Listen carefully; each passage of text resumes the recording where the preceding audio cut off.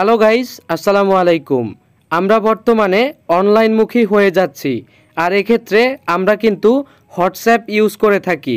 আমরা বিভিন্ন বড় বড় গ্রুপে এবং অনেক মানুষের সাথে কিন্তু আমাদের হোয়াটসঅ্যাপে লিঙ্ক রয়েছে, অ্যাড রয়েছে। তো ওইখান থেকে আমাদেরকে যদি কোনো ফটো ভিডিও সেন্ড করা হয় অথবা কোনো ডকুমেন্ট সেন্ড করা হয়, অটোমেটিক কিন্তু আমাদের গ্যালারিতে সেগুলো সেভ হয়ে যায়। এক্ষেত্রে আমরা যারা ডাটা ইউজ করে থাকি, আমাদের ডাটা অনেকটাই শেষ হয়ে যায় এবং আস্তে আস্তে কিন্তু আমাদের ফোনের স্টোরেজ ফুল হয়ে যায়।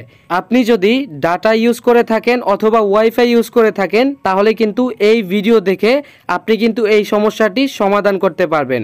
আপনি যদি টিকটক, ইনস্টাগ্রাম, ফেসবুক পেজ অথবা ইউটিউব চ্যানেলে নতুন হয়ে থাকেন, তাহলে এখনই আমাদের চ্যানেলটিকে সাবস্ক্রাইব করে দিবেন। চলুন শুরু করা যাক। আপনারা সর্বপ্রথম এখান থেকে হোয়াটসঅ্যাপে চলে আসবেন।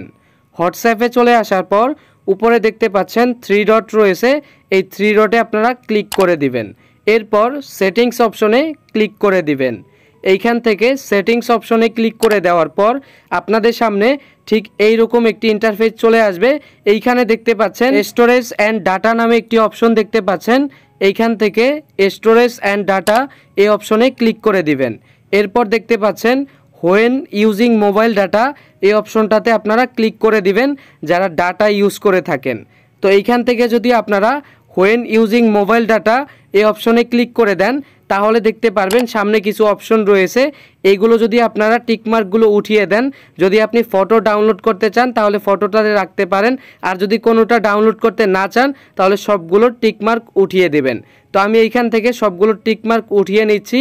উঠিয়ে নেওয়ার পরে এখানে যে ওকে অপশন দেখতে পাচ্ছেন, ওকে করে দিচ্ছি।